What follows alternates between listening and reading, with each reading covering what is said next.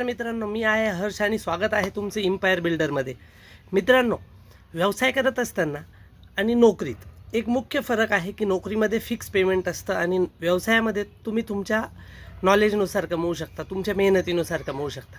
मित्रांनो, मी बरेच उदाहरणं बघितलेत की एखादा माणूस व्यवसाय करायला जातो किंवा एखादा मुलगा म्हणतो मी व्यावसायिक बनेल आणि घरचे काय म्हणतात, नाही नाही नोकरी कर.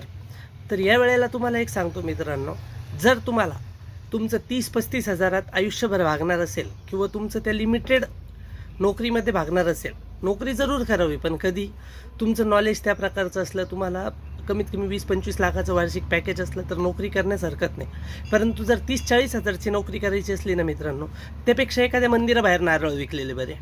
कारण नारळ विकूनसुद्धा लोक 30-30, 40-40 हजार रुपये कमवतात. मग आपण नोकरी करण्यापेक्षा व्यवसाय का करू नये? व्यवसायात तुम्ही अनेक गोष्टी विकू शकतात. व्यवसायाला वयाचं बंधन नाही, व्यवसायाला वेळेचं बंधन नाही. व्यवसाय हा तुम्ही तुमच्या बुद्धीनुसार, तुमच्या ताकदीनुसार करू शकतात. तसं नोकरीमध्ये काय मित्रांनो, कुणी ना कुणी आपला बॉस असतो आणि व्यवसाय हा शेवटी व्यवसाय असतो, तुम्ही स्वतःचे मालक असतात. मग नोकर बनण्यापेक्षा मालक बनलेलं कधीही चांगलं, म्हणून मालकच बना.